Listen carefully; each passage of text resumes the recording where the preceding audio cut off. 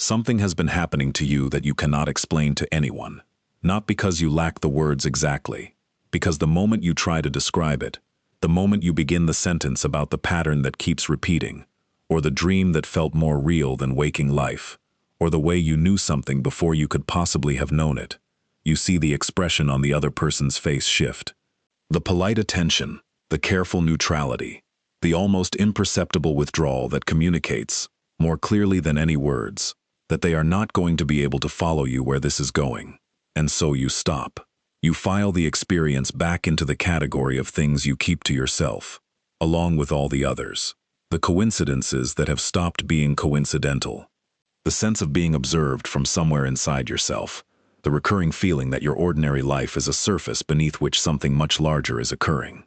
The specific quality of aloneness that is not loneliness exactly, because you can be surrounded by people and feel it, but something more precise than loneliness. The aloneness of someone who is perceiving things that the people around them are not yet perceiving, and who has no adequate language, in any of the conversations available to them, for what the perception is actually like. Carl Jung spent his entire career in the specific territory this describes. Not as an outsider studying it from a safe distance, as someone who had moved through it himself, who had experienced, with a depth and intensity that he documented with remarkable honesty, the specific phenomena that occur when a psyche undergoes the kind of transformation he would eventually call awakening. And what he found, documented across decades of clinical work and his own profoundly examined personal history, was not what the popular accounts of spiritual awakening suggest. He found something more specific, more psychologically precise, and once understood clearly, more genuinely useful for the person currently inside the experience than any of the available spiritual frameworks. He found 5 phenomena, specific, observable, psychologically documentable phenomena that occur in people whose consciousness has reached a particular threshold, that cannot be turned off once they begin, that are not symptoms of losing your mind, that are, in fact, evidence of finding it, in the deepest sense that phrase can carry. This video is about those 5 phenomena, and if you are having these experiences, what you are about to hear will explain something about yourself that you have been trying to explain, without success, for a very long time. The first phenomenon is what Jung called synchronicity. And to understand what Jung actually meant by this, as opposed to the simplified version that popular spirituality has made of it, you have to begin with the problem it was solving. Jung was a scientist, rigorously trained, deeply committed to the standards of evidence and documentation that his field demanded. And he was confronted, repeatedly, and with increasing insistence, with a category of experience that his scientific framework had no adequate account of: the experience of meaningful coincidence. Not the occasional surprising coincidence that anyone encounters. Something more specific than that. The coincidence that arrives at exactly the moment it is most relevant. That contains information that was needed and had not been sought.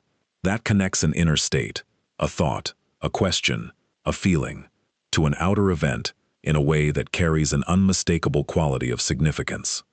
Jung's initial response as a scientist was to look for the causal explanation, for the mechanism by which these events were connected, and what he eventually concluded, after decades of documentation and careful analysis, was that some of these connections were not causal. That they were not produced by any mechanism of cause and effect that the existing scientific framework could account for. That they were what he called acausal, connected not through causation, but through meaning. He named this principle synchronicity, and he was careful about what he was and was not claiming. He was not claiming that the universe was arranging events for your benefit. He was not making a supernatural claim. He was making a psychological one, that the relationship between inner and outer, between the state of the psyche and the events of the world, was more complex and more bidirectional than the conventional framework assumed. That consciousness, at a certain depth, participates in reality in ways that the surface level of awareness cannot perceive. Now here is what Jung discovered about synchronicity that changes everything about how you understand your own experience. It is not randomly distributed. It does not occur equally in all people, at all times, with the same frequency and intensity. It intensifies, dramatically, unmistakably, at specific points in psychological development. And one of the most consistent of those points is the period of genuine awakening. The period in which the psyche is undergoing the kind of deep reorganization that moves a person from living primarily on the surface of their own experience to living from a deeper center. During this period, the people Jung worked with reported synchronicities not as occasional surprises, but as a continuous quality of their experience. A constant sense of connection between inner and outer that had the quality of dialogue, of the world responding to what was happening inside them, of meaning arriving through channels that had nothing to do with ordinary cause and effect. The scientist who could not explain what was happening to him. The mother who kept encountering, in the most ordinary circumstances, exactly the information her situation required. The person in the middle of a profound personal transformation, who experienced the external world as reorganizing itself around the transformation. None of them could explain it to people who had not experienced it, because the explanation requires access to the frequency, and the frequency, Jung believed, only becomes perceptible at a certain depth of consciousness. The second phenomenon is what Jung called the transcendent function, and it is perhaps the most practically significant of the five, because it changes not just what you experience, but how your mind fundamentally works. Before this function activates, the mind operates primarily through opposition. This or that, right or wrong, spiritual or material, strong or vulnerable. The categories are experienced as genuinely exclusive. Choosing one means abandoning the other. Living with the tension of holding both simultaneously is experienced as a form of cognitive discomfort that needs to be resolved. The mind reaches, automatically and below conscious control, for resolution, for the elimination of the tension by choosing a side. When the transcendent function activates, this changes in a way that is difficult to describe to someone who has not experienced it. The opposites do not collapse into each other. They do not become the same thing. But the mind develops the capacity to hold them simultaneously, without the urgent need for resolution. To remain in the tension rather than escaping it, and in that capacity, in the willingness to remain with what the earlier mind could not tolerate, something becomes available that was not available before. Jung described it as a third thing, not a compromise between the two opposites, not the average of them. Something genuinely new that could only emerge from the encounter between them. That would not have existed had either side been prematurely chosen. The person who has this function available to them can hold grief and gratitude simultaneously, without the two canceling each other. Can understand a situation as both meaningful and arbitrary without experiencing those perceptions as contradictory. Can feel profound connection to another person and complete independence from them in the same moment. This sounds like contradiction to the mind that has not yet developed this capacity. From inside it, it is not contradiction, it is comprehensiveness. The capacity to contain more of reality than the earlier mind could hold, and the disorientation it produces in social life is specific and consistent. People experience you as contradictory, as inconsistent, as difficult to predict because you do not behave as though you have committed to any particular position. You can understand both sides of an argument in a way that makes you useless to anyone who needs you to choose a side. You can see the truth and the shadow in every position in a way that makes you uncomfortable to argue with. Because you keep acknowledging complexity when the situation demands simplification. Jung identified this as one of the hallmarks of genuine psychological maturity. Not the elimination of contradiction, but the development of the capacity to contain it, to let it exist without immediately resolving it, and to discover, in that patient holding, the third thing that the rush to resolution would have prevented. The third phenomenon concerns dreaming. And to understand what Jung was describing, you have to begin with what dreaming actually is in the ordinary sense. In ordinary dreaming, the content of the dream is recognizably continuous with waking life. The anxieties of the day appear, the unresolved conflicts, the wishes and fears that conscious life manages but does not resolve. The dream is processing the material of waking experience, doing something with it. But it is recognizably downstream from waking life, drawing from the same pool of experience. What Jung documented in the people he worked with, and what he experienced himself, with an intensity he recorded in remarkable detail, was a qualitative shift in the nature of dreaming that occurs at particular points of psychological development. The dreams stop drawing primarily from the material of waking experience. They begin arriving from somewhere else, not from a supernatural source, in Jung's understanding, from the deeper layers of the psyche, from what he called the objective psyche, the layer of psychological reality that is not personal, that does not belong to any individual life history, that carries patterns and contents that have a transpersonal character. Dreams from this layer have a specific quality that is immediately recognizable to anyone who has experienced them. They are not anxiety dreams or wish fulfillment. They carry a quality of transmission, of being given something, information, understanding, a quality of knowing that persists after waking in a way that ordinary dreams do not. The figures encountered in them are not simply the people of waking life in disguised form. They are presences of a different order, encounters that have the quality of initiation rather than mere experience, that leave the person who undergoes them genuinely changed.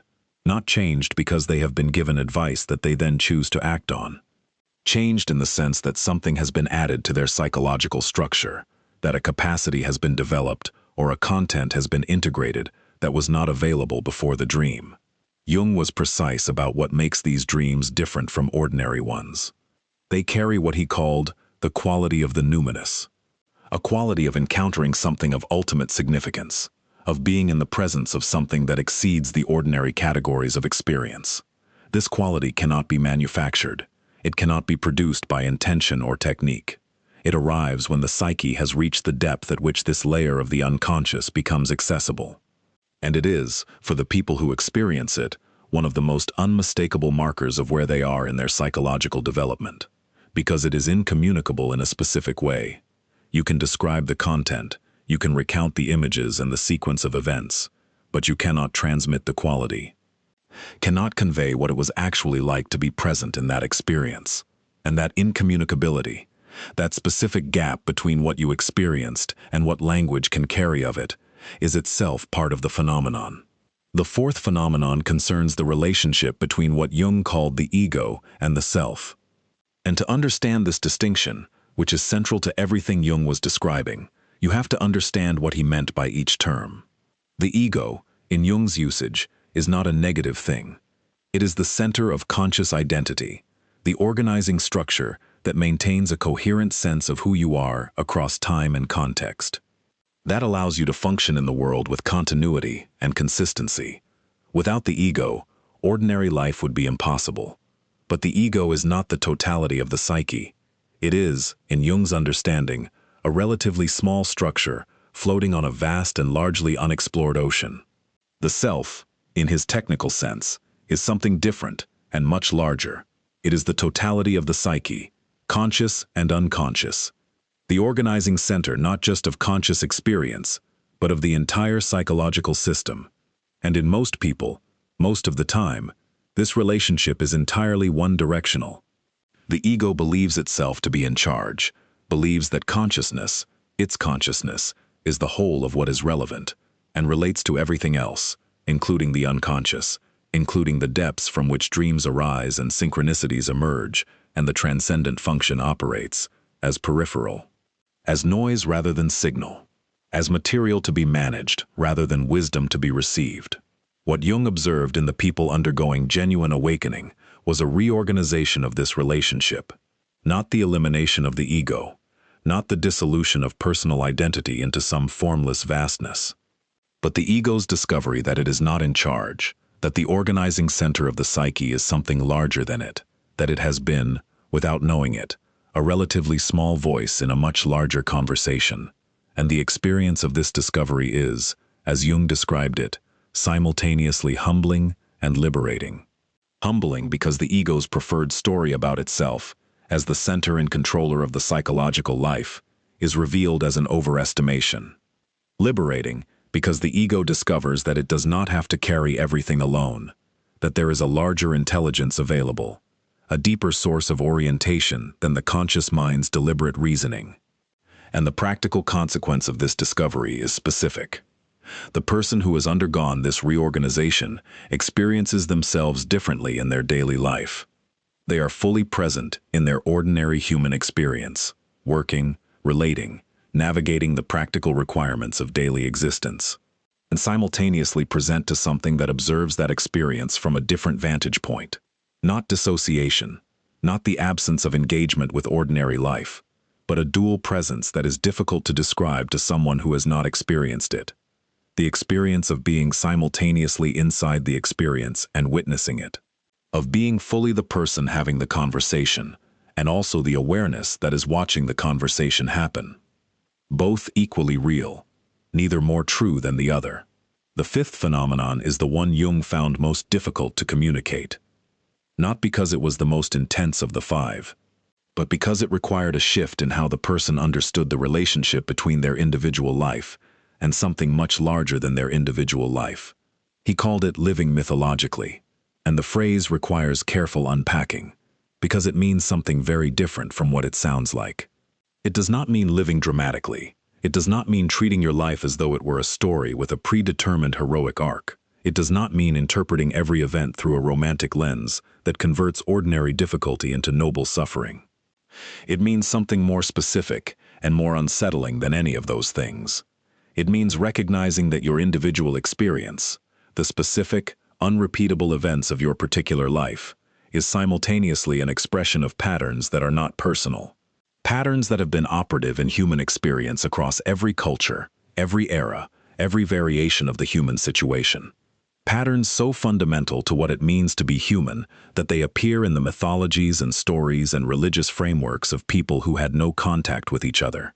Because they were not learned, they were inherited.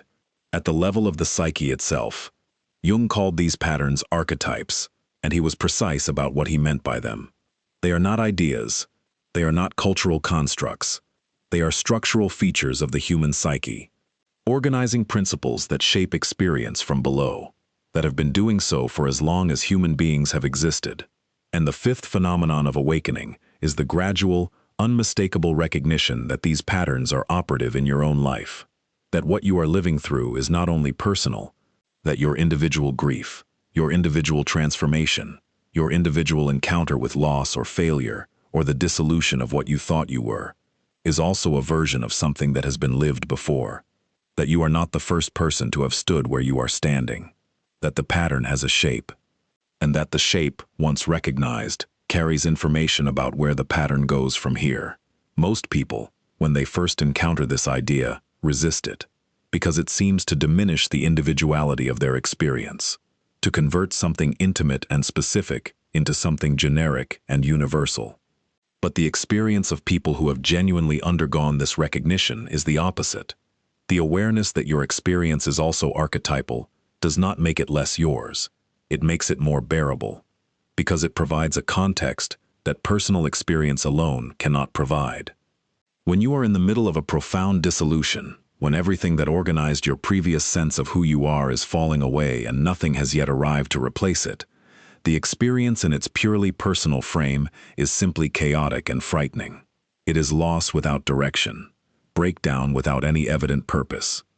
But when the same experience is recognized as an instance of a pattern, when you can see in it the structure that has appeared across mythologies as the hero's journey into the underworld, or the alchemical dissolution of the old material before the new can form, or the initiatory death that precedes genuine rebirth, something changes in how you relate to it.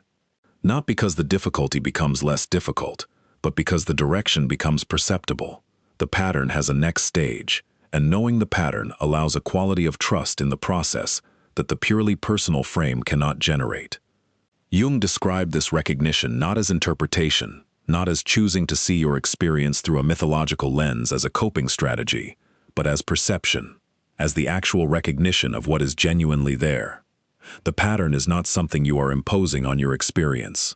It is something your experience is an instance of. And the awakening is, in part, the development of the perceptual capacity to recognize it. These five phenomena, synchronicity, the transcendent function, the transformation of dreaming, the reorganization of the ego-self relationship, and the recognition of archetypal pattern, are not independent of each other. They are aspects of a single underlying process, the process that Jung called individuation, the movement of the psyche toward its own wholeness, toward the integration of what was unconscious into a more complete and more genuinely realized version of the self. And what is significant about the five phenomena is that they are not chosen. They are not produced by spiritual practice or philosophical commitment or the deliberate adoption of a particular framework for understanding experience. They arise from a development that is occurring at a level below the conscious choice to have them, which means that the person undergoing them is frequently ahead of their own understanding, experiencing things that their available conceptual framework is not yet adequate to account for, living in a reality that their language has not yet developed the vocabulary for, and this gap between what is being experienced and what can be understood or communicated about it is one of the primary sources of the specific isolation that accompanies genuine awakening. Not the isolation of rejection, not the isolation of being disliked or excluded, the isolation of perceiving things that the people around you are not yet perceiving, and having no adequate way to bridge that gap. Jung was honest about the cost of this. He did not romanticize awakening.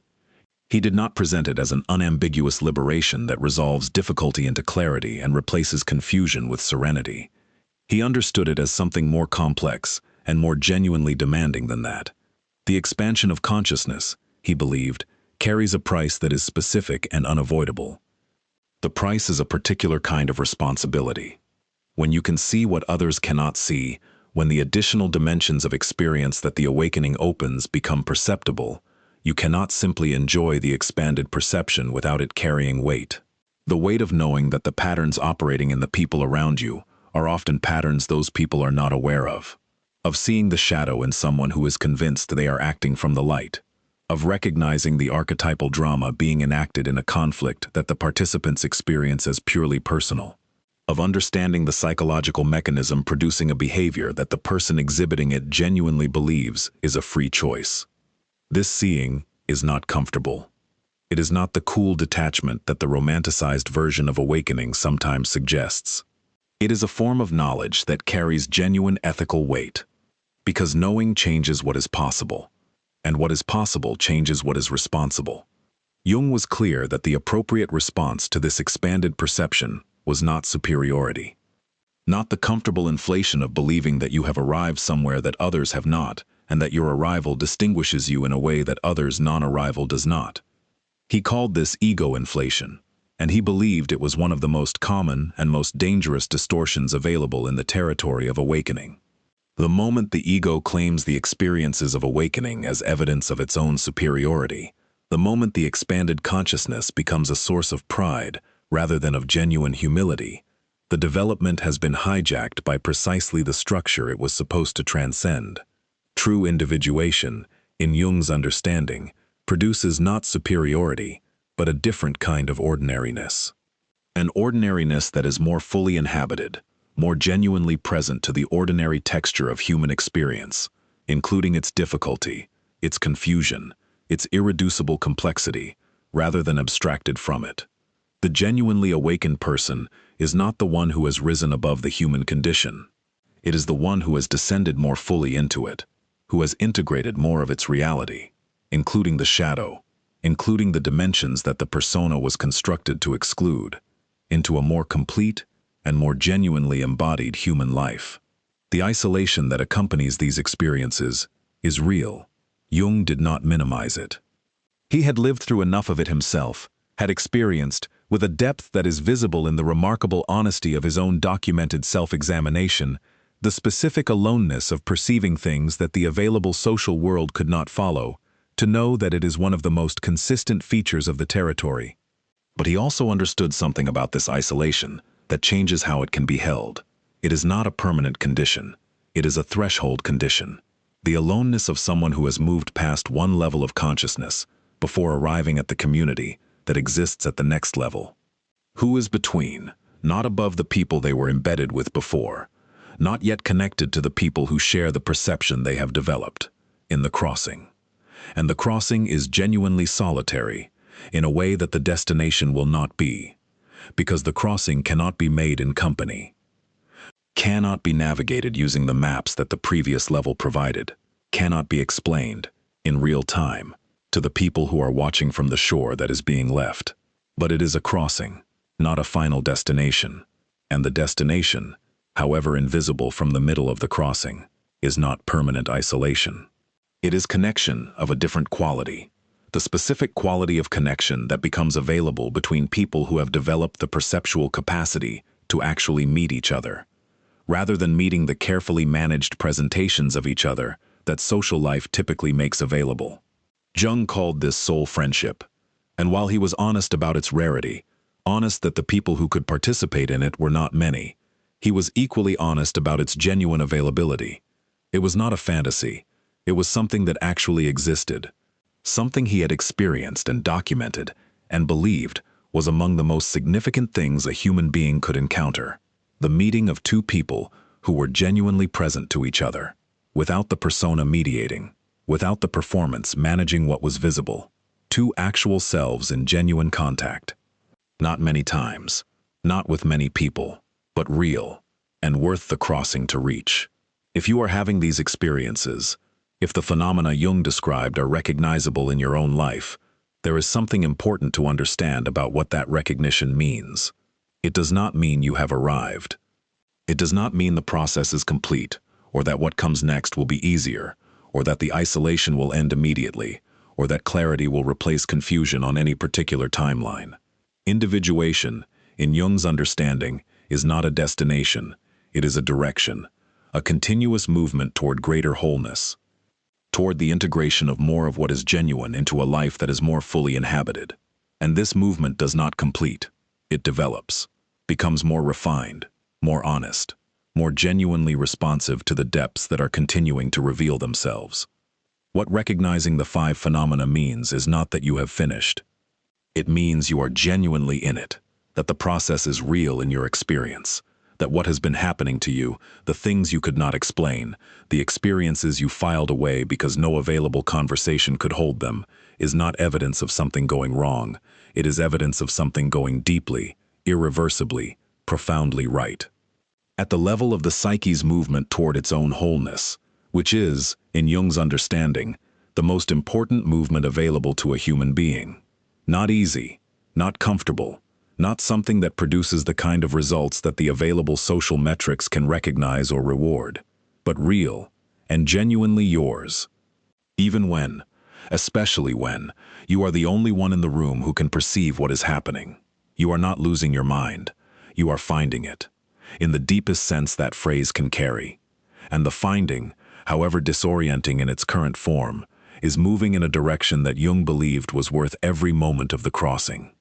If something in this gave language to something you have been living without adequate language for, leave one word in the comments that describes the experience that has been most difficult to explain to anyone else. Because naming it, even once, in a space where it can be received, is itself a form of the connection the crossing is moving toward.